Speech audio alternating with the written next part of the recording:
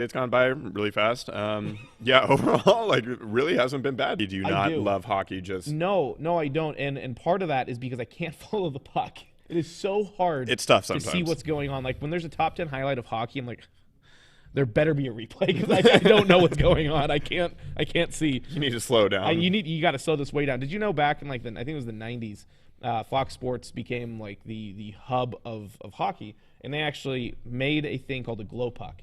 And they literally made the puck glow blue on like digitally so that people could follow the puck better. And this is no longer the case? And it's no longer the case because people hated it, and Fox Sports was absolutely eviscerated. So I think it's one of those things. I'm sure, like, I agree with you. Sometimes I've, like, when watching replays, I've had a difficult time following the puck, but I'm almost thinking that if you become a little bit more of a religious hockey consumer, that your eyes will kind of adjust. I think and so get too. trained to following it. I think it's probably one of those sorts of things, but yeah, I feel you there. I definitely agree with that. One thing that I've really been trying to do, so before I was a fan of hockey, I played a lot of soccer. I played a lot of FIFA to kind of get a feel for it, and that helped a lot. They still make an NHL game? They do, and it's actually pretty good. EA Sports, oddly enough, also owns the NHL franchise or the rights to make the sports games, and I've been playing a lot of NHL 20 recently, which is a year behind. That's because it's free for me on EA Play or whatever it is. But anyway, I like hockey. Okay. I think I like hockey. Okay. And it's taken me a long time to be able to admit that. Hockey's cool. Hockey is pretty cool.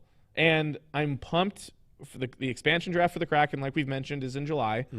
And that's going to be awesome. And their season starts this fall. That's going to be awesome. And they just announced a few days ago a brand new play-by-play guy for TV. And that play-by-play guy being? He's an absolute stud. He is considered to be he was the top option for the Kraken. He had 29 years of experience. He was the main play-by-play guy for the Carolina Hurricanes. They also announced at the same time that his name is John Forsland. The announcement of John Forsland as our play-by-play guy, all games will be on Root Sports. Now, I do have a problem with this. Do you know what the problem with Root Sports is? Their app is horrible. Is it worse than ESPN's app? Yeah, it is actually worse than ESPN's app. Okay. You can't. They block casting to TVs. Oh. But they give you the option. It makes no sense. Just a little tease. Just like a little literally, tickle. I tried to cast a Mariners game with my parents' login, of course. Nice. To my TV, and it blacks it out. Now, and the issue is Root, again, their streaming in general is really bad, so a lot of people were upset about that. But John Forsland is going to be a really fun guy to listen to. His two catchphrases, so get ready for him this coming year, is, hey, what do you say? So it's kind of like Willie Mays. Like, say, hey, Willie Mays. Like in application and in practice, when is that used? Like, what happens in the rink that triggers that right saying? Before a fight. Hey, what do you say? Right. You having a bully day? Yeah. Let's get bullied. Yeah, it's like right before a guy gets decked in his mouth. Okay. The just hey, what do you say? Whack. All right. I think is, and then the other one is that's hockey, baby. I think that could also be used right before someone gets into a fight. This guy sounds like he sucks. You're lobbying for this guy. No, I kid you not. I watched like a 6-minute highlight video of his calls. It was pretty good. I'm actually super excited. The other thing that we forgot to mention, this was back in the fall, is they hired Everett Fitzhugh. His nickname is Fitz, but Fitzhugh. Yeah, he's a 31-year-old. Ooh, young. Which is actually, very young for a guy who's going to be the main play-by-play guy. Okay, good for him. But a former Hall of Fame announcer actually, gave the Seattle organization great recommendations for him. So essentially, my question to you: how important is a good play-by-play guy when you watch sports? Huge. Okay. Especially for troubled fan bases or for fan bases of sports teams that aren't very good or aren't very interesting, but you're diehard enough that you follow religiously. You're there through thick and thin, because really a play-by-play guy he's the one that's like carrying you through. He's the one that's narrating the season. He's the one that's there that you listen to, that you also watch, but that you get the experience of what's happening, there in the arena. Oh, are they going to be in person in the arena? Because I know that ESPN, like the NBA broadcasts, a lot of them are being done from home. Right. Only like a select few actually have the play-by-play and the color people actually there. I would have to guess that they're going to be there. Like, for instance, GU, they have unless it's a national guy like Billis when he had the call a couple weeks ago, he wasn't in Spokane, but like KHQ has the TV guys in there, and the Learfield IMG has like Tom Hudson in there. I would have to guess they'll be in there. At least I guess we'll see where the state of the country is by the time the season rolls around. It sounds like states are starting to open up, including California, and Washington has an announcement today. Yeah, it's coming out at 2:30, but yeah, good timing on that. But anyway, no, I think a play-by-play person is huge. Yeah, okay, good. Yeah, I also agree. I think we're extremely lucky in this corner of the country to have awesome play-by-play and announcers. Like Rabel's good. Yes. Rabel's great for Seahawks. TV doesn't count because there isn't anything. There is no such thing as local affiliates for TV. Baseball, I think the combination of Mike Blowers as well as Dave Sims. Are those still the two? They are still the two, but they're also bringing in a lot of times Aaron Goldsmith, who's doing a lot. You know, they're kind of rotating through. Rick Riz, obviously, is a stud. So that's TV and radio. You look at what GU has in Tom Hudson and Greg Heister on TV, I think is a very good pair. They're not together. And then the Sonics at the time, I absolutely loved Kevin Calabro. Yeah, I was too young. Wasn't watching a lot of Kevin FSM. Calabro. Good. That's actually a really good point. Kevin Calabro. Have you heard? He's not doing them anymore. But the Blazers games a couple of years ago. So he was the Blazers play-by-play guy. Okay. And he was awesome. He had been there since I think almost since they started. So he was really good. So we're actually, I think, very blessed to have very good play-by-play people up here. But I agree. I think they're really important. If you don't have good ones, you don't like to listen. That's why I don't like some national play-by-play guys. Right. It makes me want to tune out. Anyway. Okay, that's very exciting. Essentially, Go Kraken. pump for the Kraken, and everything they hopefully will be able to do. But we had some more news over the week, or actually a few days ago, and that was MLB Hall of Fame, which is the absolute joke of all of the Hall of Fame fames for professional sports. Nobody made it. Nobody got in. And, MLB writers are so damn pretentious. They think they're so goddamn important. They think they and this is like their one day, their 1 week a year to shine and to let everybody know, in case you didn't already, just how important that they are. They think, they truly do. If they're not making headlines, they're not doing it right. So what is your take? Do you think that like players like Clemens and like Barry Bonds and players that, were playing in the steroid era and are being basically docked or, ostracized. kept out, exactly, kept out of the Hall of Fame because of their steroid use? How do you feel about that? I think that's wrong. And at this point, who cares? The reason why is everybody was doing it. And it's literally called the steroid era. For a reason. Yeah, it wasn't just a couple people. Baseball likes to pretend that this didn't happen, and I don't know why. I don't know why they think that.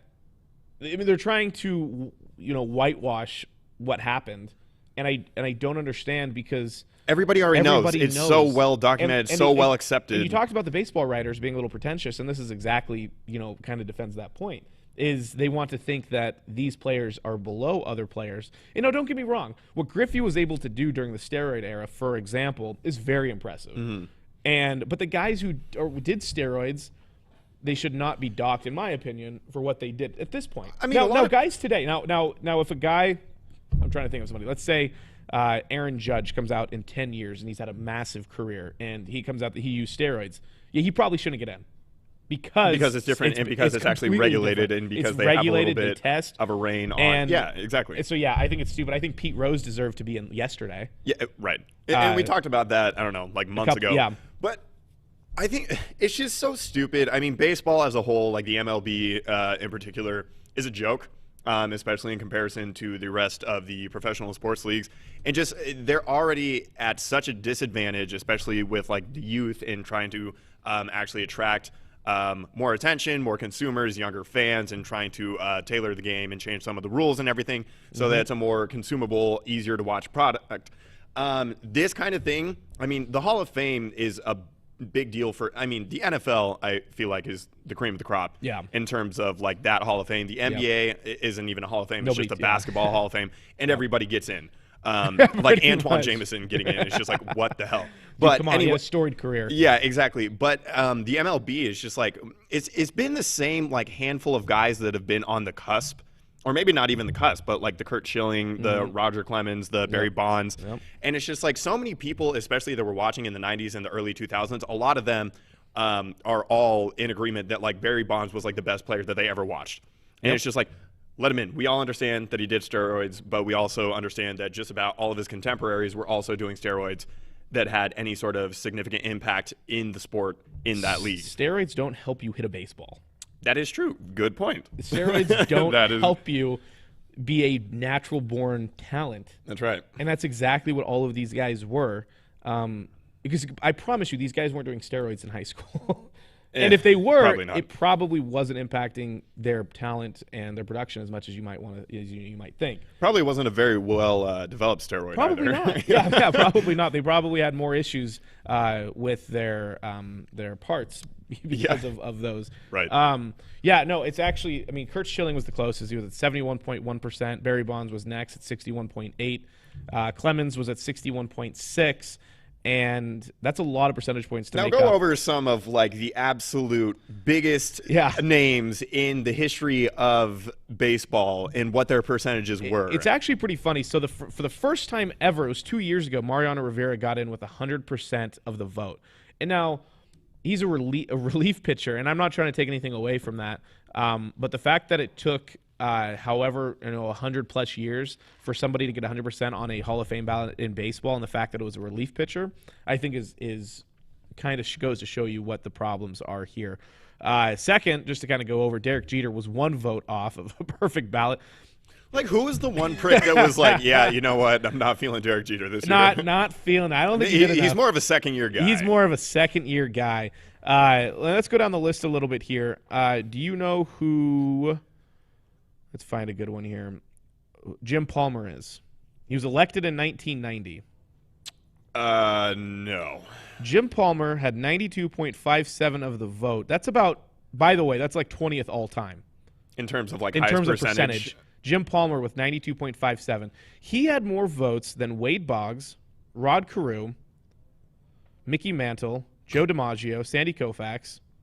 I mean, there's literally, you could go on and on and on. If we go down, because 75% is the threshold, and most people only get 75%.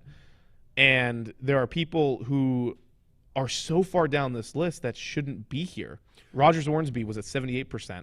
Jimmy Fox, 79. I mean, the fact that there are people, Babe Ruth himself is so far down. I mean, for a guy who's considered, arguably like the best player of all time, was only at 95%, which was below Johnny Bench, catcher, great catcher, better than Babe Ruth. No, Chipper Jones, Greg Maddux, Tony Gwynn were all above Babe Ruth. Now, the only thing that they got right is Hank Aaron had, almost 98%. But still, the fact that Hank Aaron only had 98%, I just don't understand that. Also, R.I.P. to the great Hank Aaron. So many people in the sports world have been dying over the last few weeks. Like, everybody's just kicking it. It's probably COVID, dude.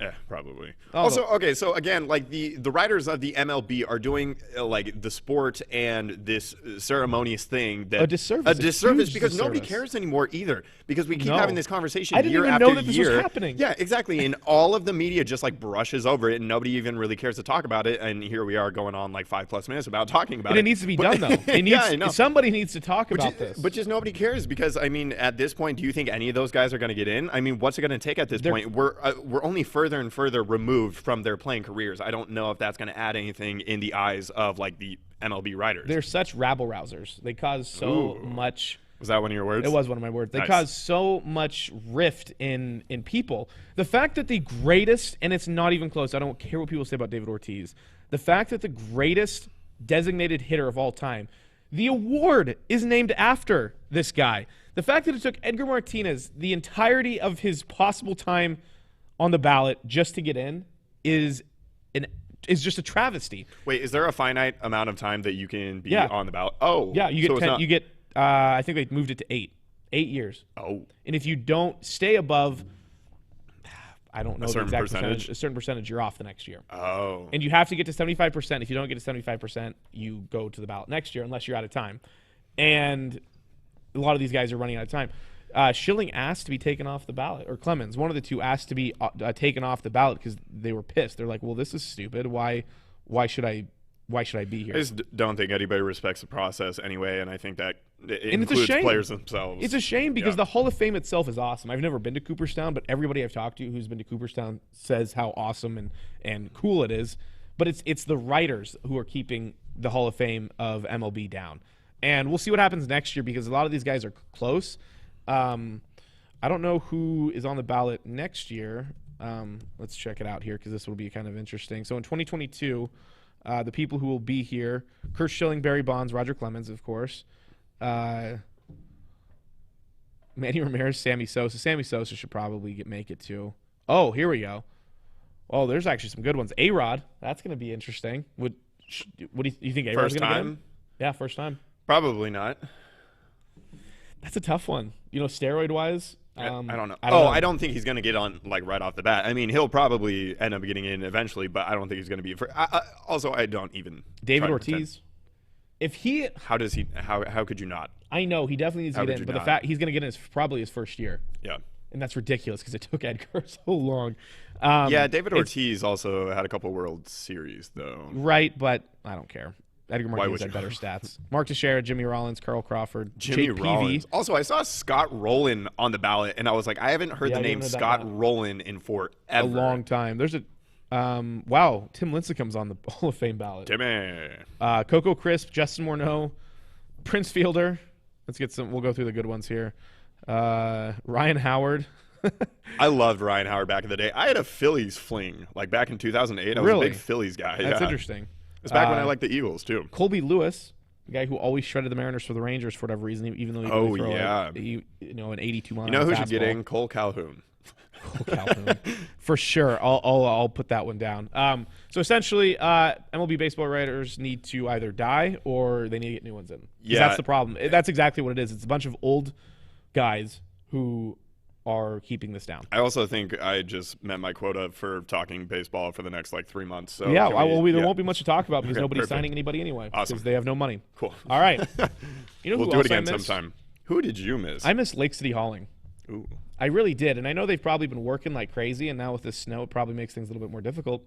But I'm sure they'll be ready to help you on a remodeling or a cleanup project. I'm positive, actually. They always are. Let Lake City Hauling help. They could save yourself a stressful trip to the dump by letting them haul the small and big items for you. Here's their website. Awesome photos here of what they can do. It's actually a pretty well-designed website, all things regarded. They will remove it all. They'll take your unwanted trash, branches, yard waste, furniture, appliances, and anything else you have laying around in that hoarded house of yours, or non-hoarded. You could just have junk laying around. They offer same-day pickup, and check out their 5-star reviews on Google to see why customers continue to go back to Lake City Hauling. They offer junk removal, dumpster rentals, and demolition in the Kootenai County area. If you're outside of that area, don't fret. Give them a call. Shoot them an email. Check out their website. I'm sure they'll be able to help you out. Their phone number is 208-425-4130.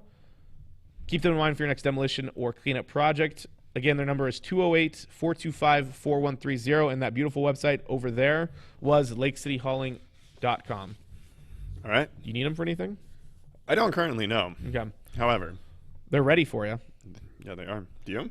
No, I don't. Okay. Actually, I do have a couch that needs to be taken away, but I might try and sell it for like $50. Everybody and their mother are looking for couches, it seems like. Yeah. I think literally anybody will come and buy it for $50. High demand. High demand.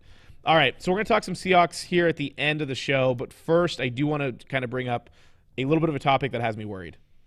Ooh. The NFC West, while they had some issues down the stretch, specifically the Cardinals and the Niners, some due to injury, some due to the fact that the Cardinals forgot how to play football. I mean, really, I don't know what happened with them. They came out of not a great I think year it was Kyler for Murray's Kingsbury. fault. As far as he's not as good of a thrower as he was also injured. He had a shoulder thing he was working through, and Kingsbury didn't help him out. I mean, he almost was worse than Pete Carroll, which is kind of saying something. So I have a question for you. Okay. And I think I know the answer. Yes. Who are you most worried about next season taking the Seahawks NFC West crown?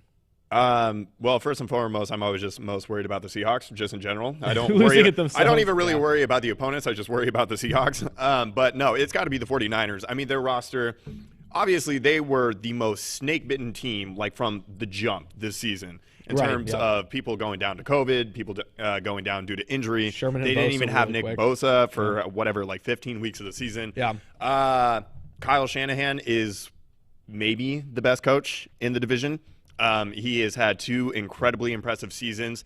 This season, I think it was like 2018, where he had a very similar season with that squad, where they were just injury plagued the whole year, and they were very competitive in every one of their games, playing with like a second and third string quarterback as well. But I think it's got to be the Niners. I don't know. I mean, the majority of that defense is still really good. It seems to be that Richard Sherman might not be returning. It doesn't seem like but it. that's just one piece. And he didn't even play most of the year. He didn't play most of the year, but it's got to be the 49ers, and especially because of the fact that they are plugging in one quarterback away from absolutely just being what would seemingly be a juggernaut. If you plug in a Matt Stafford or a Matt Ryan, or I mean, I was looking at a list at ESPN this morning. They had like 18 quarterbacks, which is over, over half the amount of starters that there are in the NFL are subject to be either traded or they're just free agents, or they're Jesus Christ, a lot of possibly trade rumors moving. and stuff. Yeah. But the 49ers are one of those teams, just kind of like the Colts, I think, that on both sides of the ball, they are very well built. And if you implement somebody that is even just a little bit better than Jimmy Garoppolo, that Kyle Shanahan has a little bit more faith in, they're going to be good. So I think it's got to be the 49ers. Right. I also agree. And I think they're going to get somebody too. What if they got Jared Goff? That would be really interesting. That would be pretty hilarious. I would love to see him have Carson Wentz. That would be interesting. That would be a nice dumpster very fire. Interesting too. I just feel like what John Lynch has been able to do as GM of the Niners in his time there, as well as Shanahan, they've pulled off some good moves. They really have. They've drafted well. Yep. They've pulled the right free agents there. They've let the right guys go. And I feel like John Lynch is just such a likable guy. They're going to want to give him He really Matthew sucked Stafford. in the booth, though. I hated him on Fox broadcast. Did you actually? Well, my family is a big John Lynch fans, being a Stanford family. John Lynch being, an all-time Stanford great. Yep. And then, obviously, he had a tremendous career in the NFL as well with Tampa Bay and the Broncos. I think he won 2 Super Bowls, at least. I think at least one, but I think 2. I think that's right. Yeah, but he was awful in the booth. I don't know what the hell he was watching. So I was glad to get him, off of my TV screen. But he's done an incredible job. And a lot of people were kind of suspicious of that hire and that pairing with Kyle Shanahan when the 49ers did sign those guys. He had no prior experience. At all. And he was decently young. Dude knows what he's doing, though. He does. And I'm very nervous. I'm very nervous that the Niners are going to get Matthew Stafford. I'm never really going to be nervous about the Cardinals. I don't think I'm going to be. We know who the Cardinals are going to be. The Cardinals aren't going to be any different. They're going to essentially all the Cardinals need is a full season from Kyler Murray. Their defense is going to be what it's been. Their offense is going to be what it's been. And it's literally it all comes down to Kyler Murray and learning that offense better and throwing the ball better. Now in LA, we do have an interesting storyline that came out yesterday that Goff and Wolford are going to actually be competing for the starting job in 2021. That's insane. Which is shocking. A fall from grace for Jared Goff, who probably garnered a couple MVP votes a couple years ago. Which I don't know why, because he's a system quarterback and everybody knows it. Yeah. Everybody knows it. This isn't something like, Tom Brady's a system quarterback. Because people said that because they didn't like Brady. There's not a debate. Well. He's a system quarterback. Literally, Sean McVay. The reason why they do so well is because Sean McVay calls the play. They go up to the line of scrimmage and he talks to Goff up until the 15-second play clock when they can't talk anymore, when the communication cuts off into the helmet. And you can literally see Goff just looking confused almost all the time. Yeah. And he makes bad reads.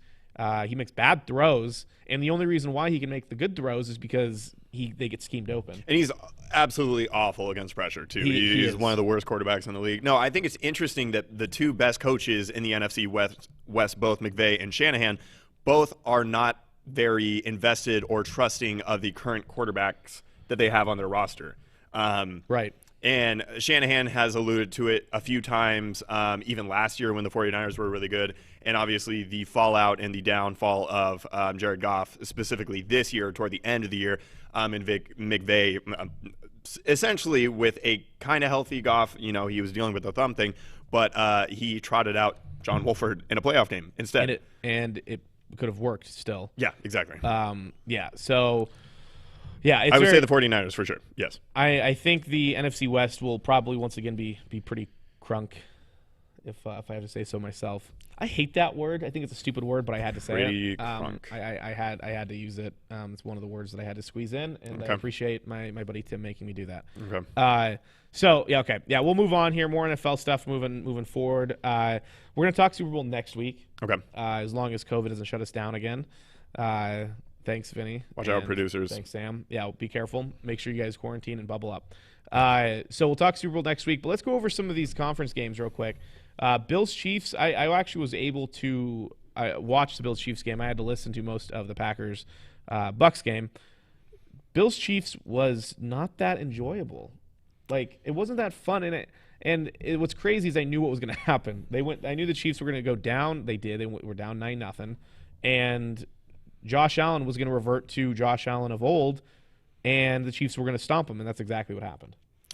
Yeah, Josh Allen didn't have the greatest playoffs. He had his prerequisite, like 3 to 4 boneheaded plays a game where he's just dropping back. It's kind of like if you're playing Madden and you're just really bad and you're just dropping up ducks and taking sacks. It's more so you're just running 30 yards backward, hoping to evade the Someone's lineman gonna get in open. pursuit. Someone's going to get open. And you're going to try to throw it on the run. And there were a couple plays, too, where he was able to actually throw the ball miraculously before he went out of bounds. But it was like he pushed it so far into the sideline. Red zone was brutal. When I saw it happen, I'm like, are you a moron? Like, are you stupid? Like, it's pretty obvious. Like, literally all you have to do is I could have done it with my left hand. And it was just the Bills were such a good. I mean, they were such a juggernaut as an offense, pretty much the majority of the season, especially since that down Seattle the game stretch. Yeah, exactly. And even more so in the red zone with the efficiency. And then every time they got down there, except for when McCole Hardman gave them the ball, like whatever at the 7-yard line when the buff punt and everything. But they just couldn't do anything when they got down there. And yeah, you kind of knew that it was coming. It's like the thing about the Chiefs, it's like they are inevitable. You see them down 2 scores. They got down 9-0 in this game, but you knew that they were coming at some point. And you have to take advantage of it. The fact that you can't kick field goals and beat Patrick Mahomes. No, and it sounds like such a simple premise, but it's nobody true. ever does it. And McDermott was like, we just wanted the points. Yeah, everybody would like points, but you need more. You need more than just field goals. And for some reason, and I don't know if I'm just not really paying any attention, I didn't see many people getting on Doug McDermott. I didn't see many people getting on Matt LaFleur as much as they should have. And we'll get to this in a second. Okay.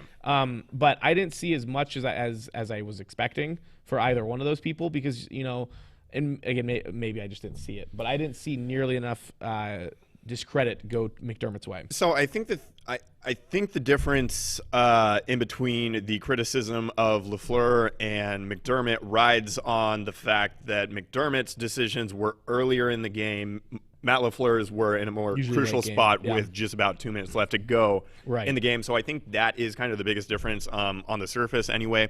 McDermott did not get scrutinized nearly as much as LaFleur did. Trust me, people were not upset with LaFleur, obviously, Aaron Rodgers included.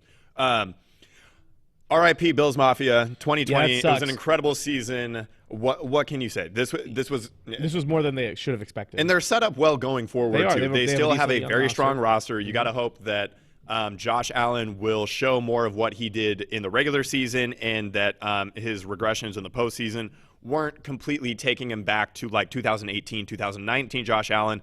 But maybe those are things that he'll continue to work out, and perhaps next postseason he'll have less of those plays. I think it's always going to be probably an element of him as a quarterback. But maybe he can just, as he gets used to more of the bigger spots in the playoff games and everything, maybe he'll, not take 30-yard sacks. Yeah, that's bad. All right, Packers-Bucks, which I think was more interesting, had better storylines, and I think both going into the game as well as now after the game when we discussed How can you say that, though? I think in both conferences, both were like the ideal matchups. Both were awesome, but I think the Brady Rodgers matchup, as well as the fact that this was a big game for Rodgers, I think was just a bigger game. He's been wanting that home conference championship at Lambeau for a long time. And Colin Cowherd brought up actually a really good point. I think it was on Monday actually when I was watching him. So he talked about the 4 quarterbacks that were playing in these conference championship games, and he said that the quarterback with the most to lose was Rodgers. Because think about it. Mahomes lost. bad game. We know their greatness. He's still the best quarterback in the league. Probably.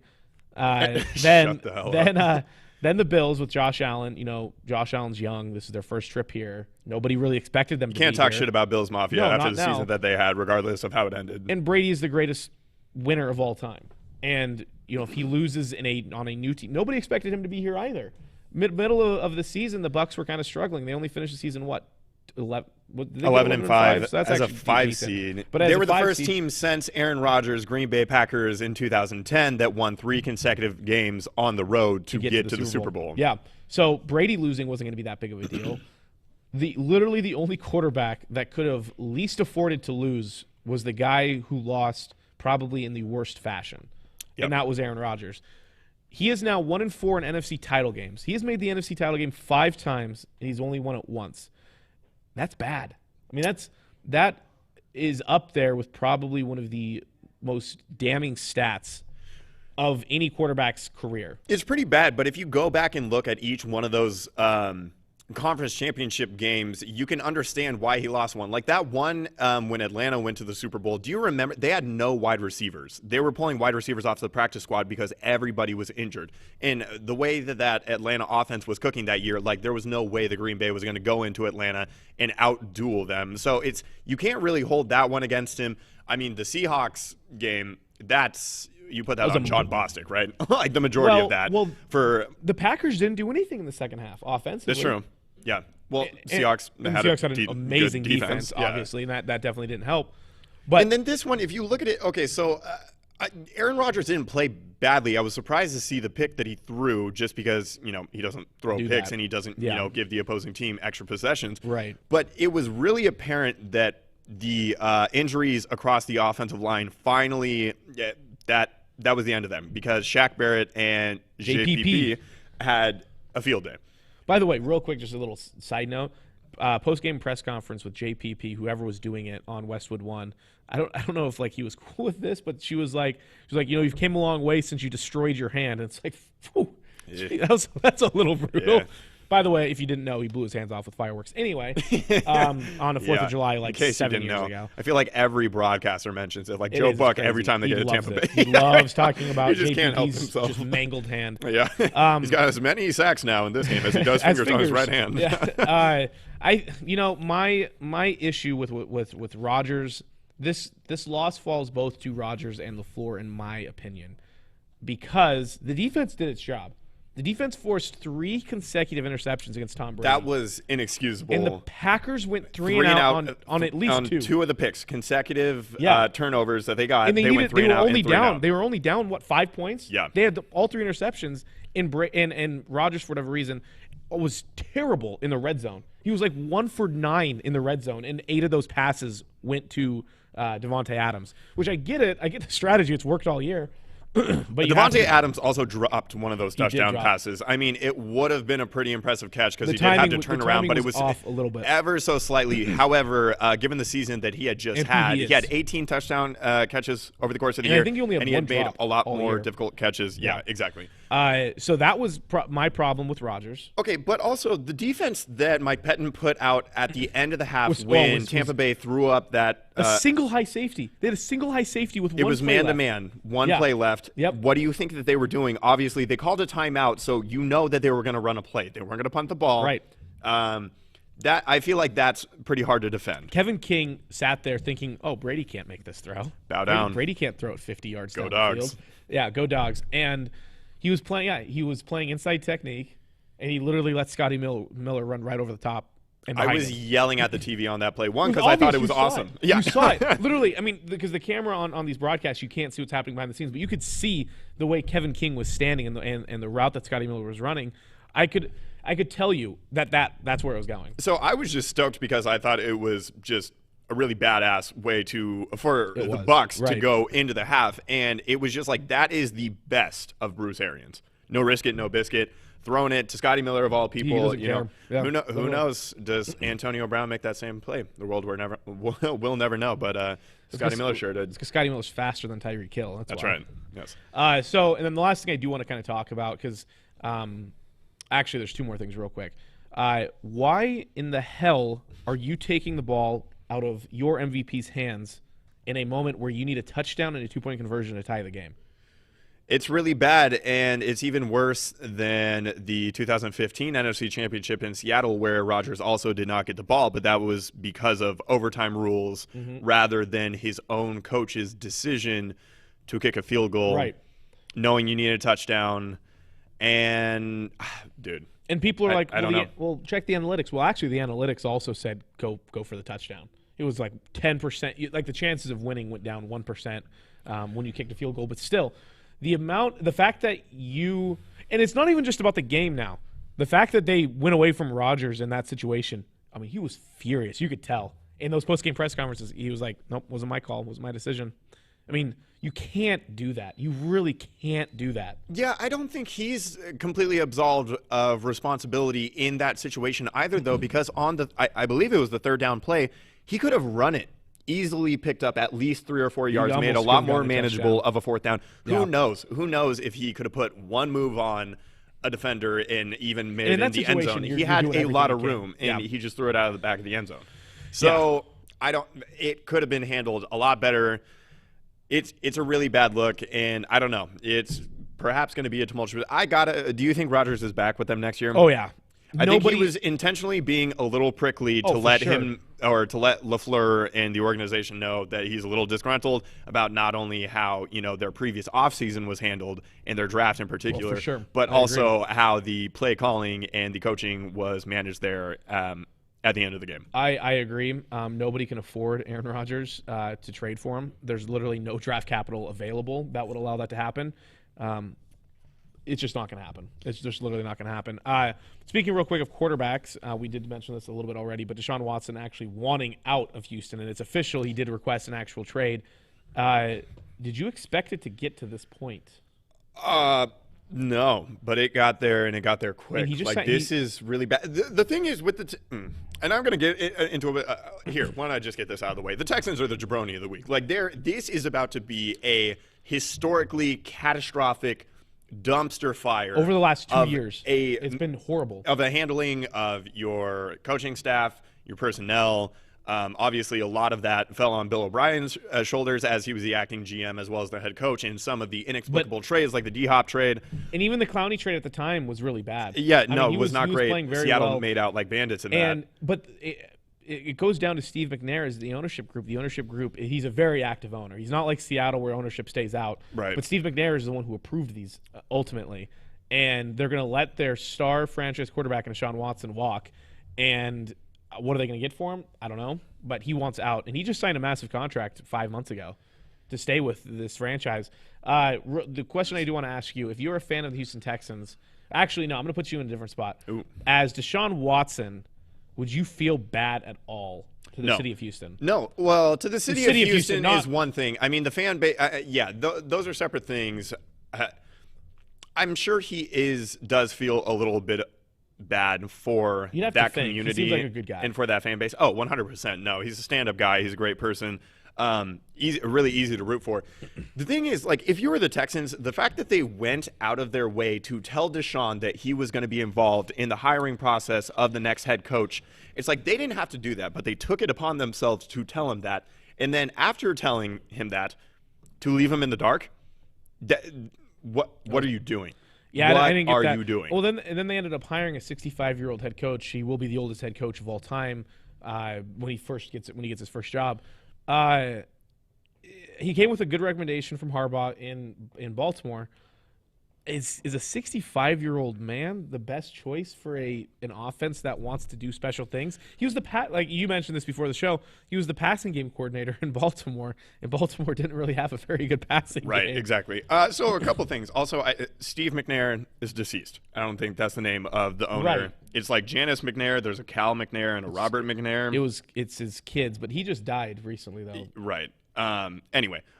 So another question that I heard that actually raised, it was a good point, was at this point with the amount of ineptitude that has obviously been displayed in Houston throughout the organization, how highly coveted of a head coaching position did this actually end up being?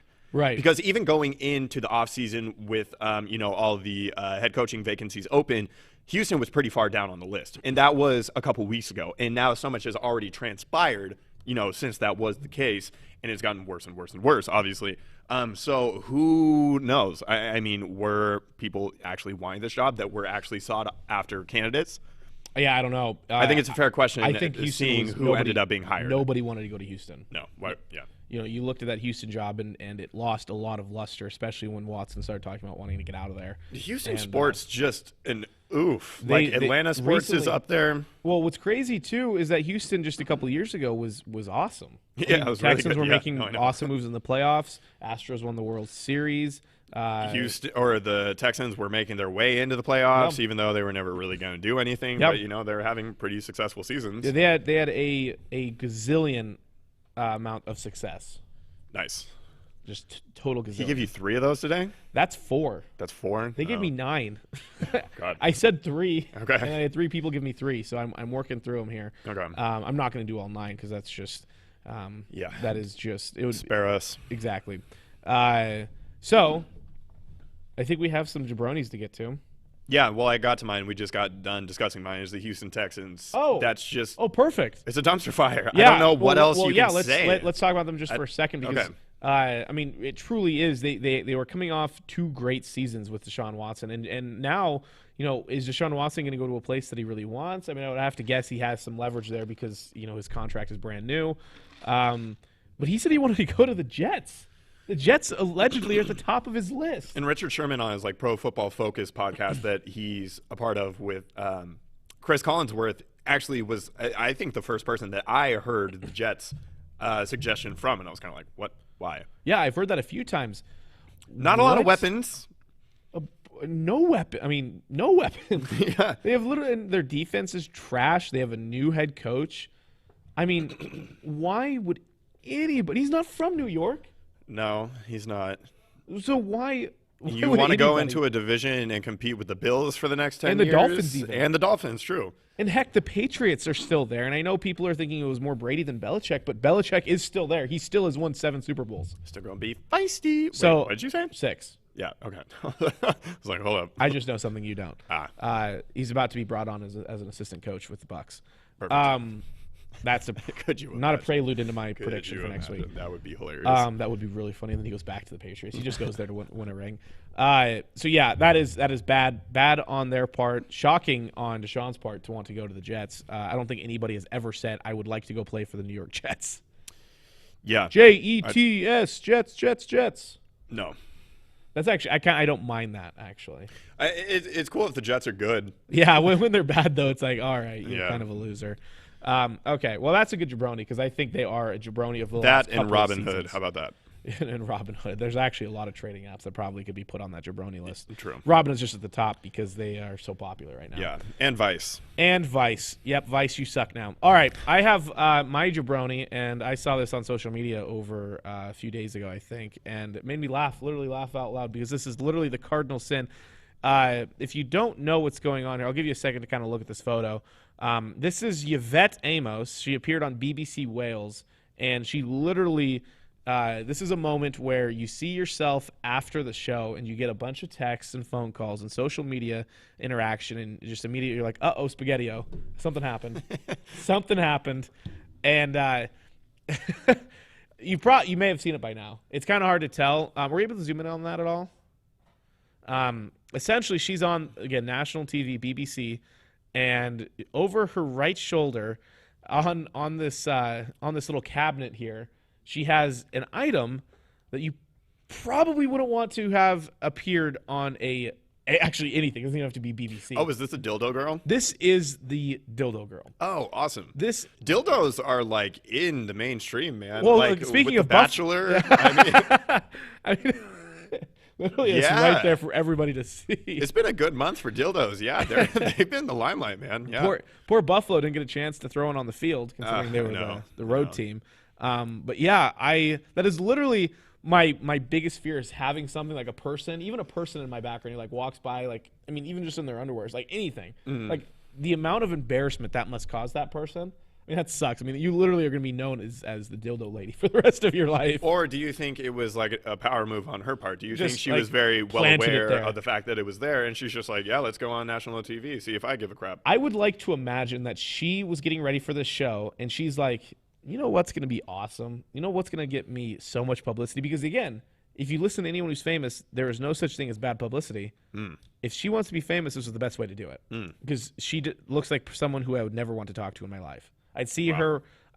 She would come up. You mean she's a Bills fan? Yeah. She would come up to me at, like, I don't know. She would come up to the grocery store and like, hey, do you know where this item is? I'd be like, don't talk to me. You look like someone I don't want to talk to.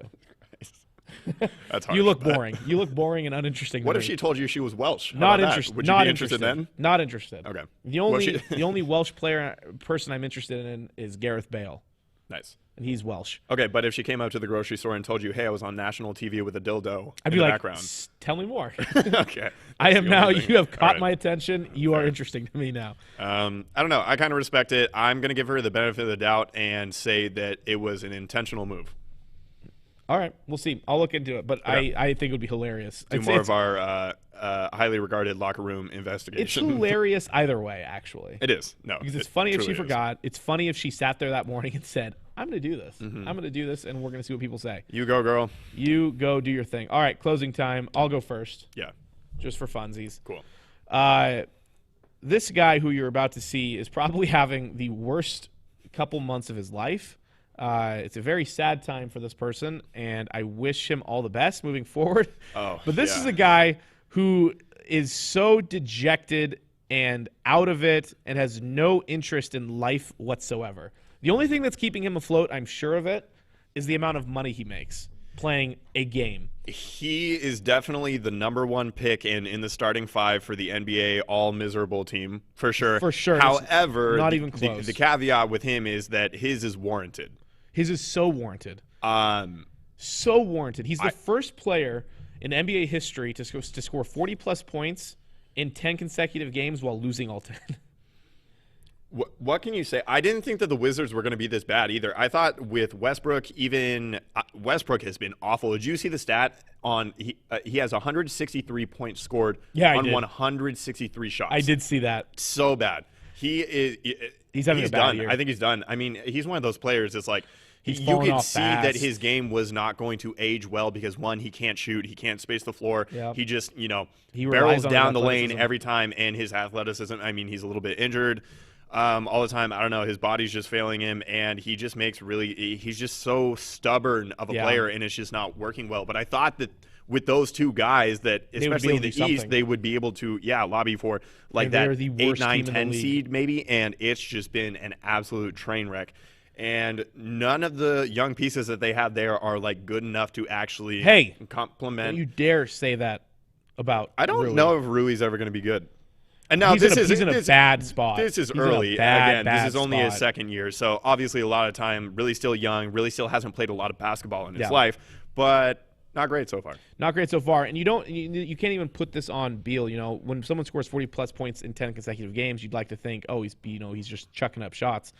He's shooting almost 50% from the floor this year. I just don't understand why he hasn't requested a trade, and because he recently signed an extension when he could have become a free agent.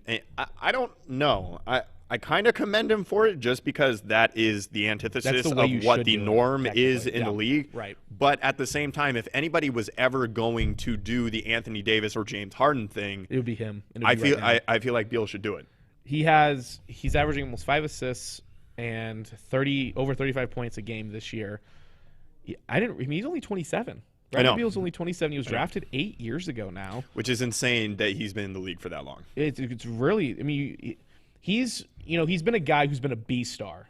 Because John Wall always took the headlines away from Bradley Beal. But Beal has arguably been a better player in the years that he and John Wall have been there. Yeah, at least definitely. in the latter half of the 8 years he's been there. Well, especially with Wall going down with injuries and everything and just generally not being available or on the court. Yeah, he's 100%. And Beal's been pretty darn consistent and healthy over his time. So, yeah, definitely I want to... Free the man. I would love to see him on a contender. I would too. I would love to see it. The reason why I picked him as my closing time is because I feel bad for the guy. No, literally, I do too. that looks like a guy who just has no interest in life itself. Yeah, no, that's it. That's a good one. All right, what do you got for me? Closing time. Okay, so Seahawks, pretty bad at offense. Have you watched them in the past decade? Not great. DK Metcalf was, what is this thing called? I am athlete. Not great, in my opinion. I don't know. They probably could have workshopped that a little bit longer before actually It's always going good live as the with locker room. But basically, there's like Brandon Marshall, DK Metcalf, a few athletes. I think it's just generally, I didn't look into it that much, but it's just athletes talking to each other about being an athlete. I feel like Brandon Marshall's a good host. I like Brandon Marshall. Yeah, for sure. I think Jalen Ramsey was on there as well. Chad Ochocinco was on there. Also but awesome. Basically, Marshall just asked DK to sum up, hey, like what happened to the Seahawks offense down the stretch? And DK says this. What happened to the Seattle Seahawks, bro?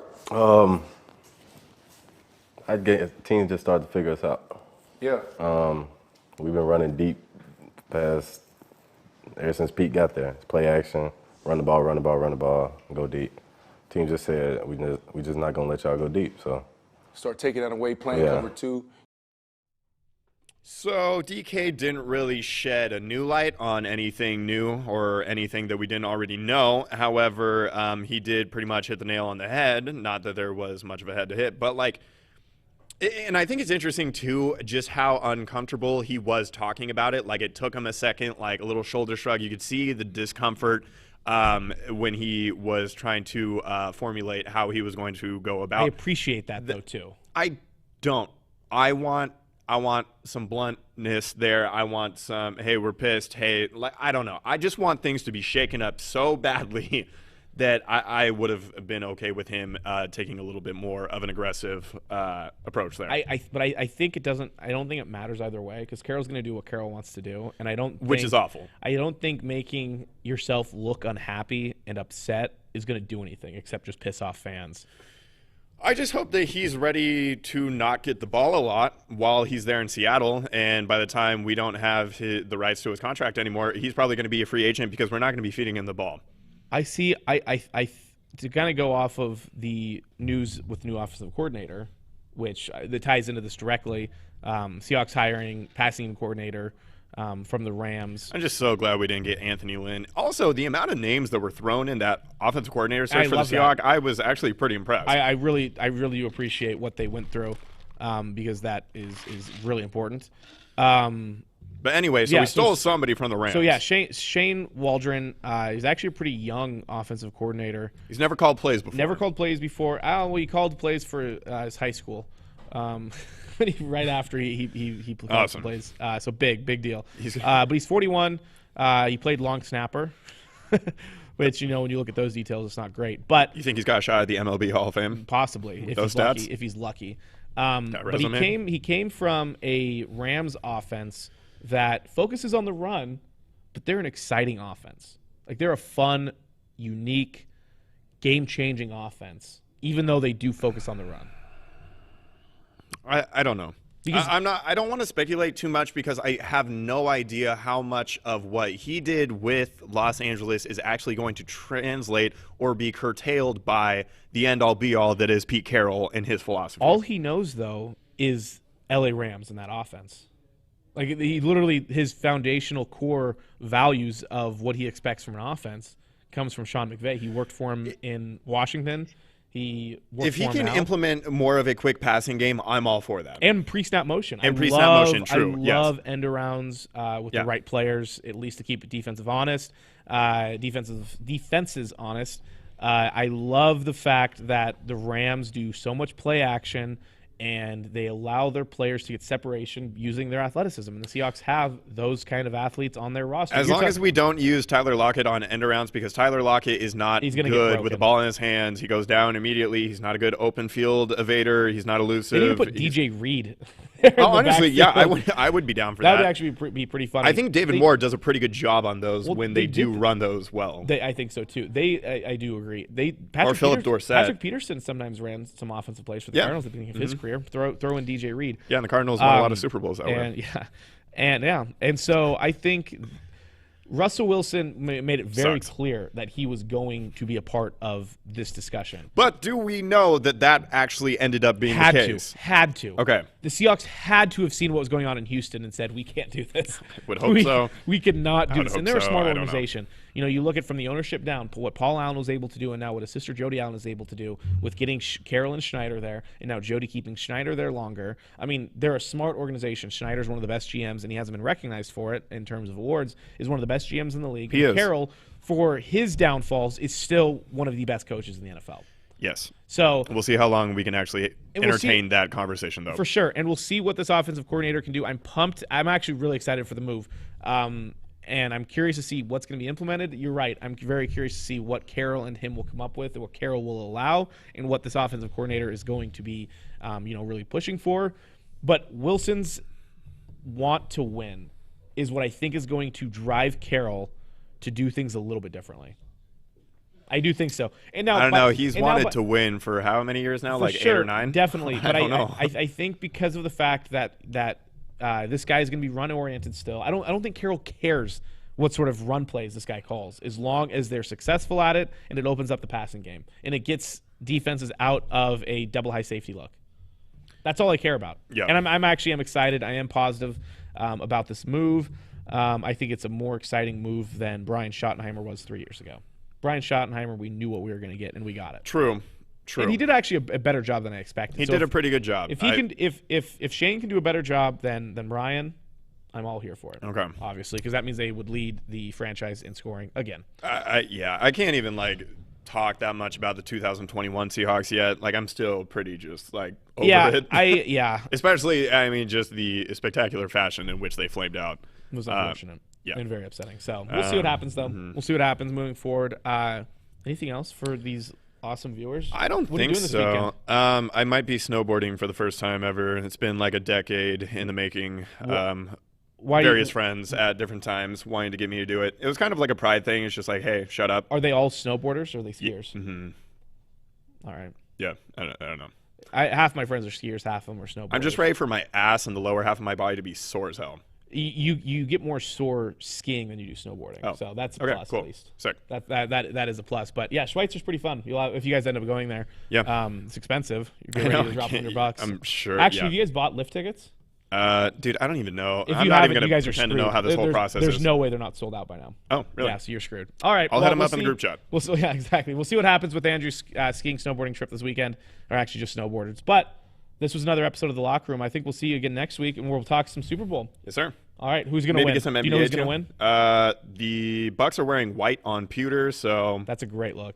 Yeah, Brady doesn't really wear losing white except against the Eagles, and Nick Foles is not the opposing quarterback. So, and that is good news for Brady and the Bucks. Mm-hmm. Anyway, we'll see you next week on another episode of The Locker Room. We'll be in February next month, and Super Bowl will be right around the corner. Have a good rest of your weekend. Thanks for watching The Locker Room on Spokane Talks. Check us out on Facebook as well as our other platforms. We want to hear from you. Join the conversation by emailing us at info@SpokaneTalksOnline.com. And for more sports news, opinions, and content, follow Justin and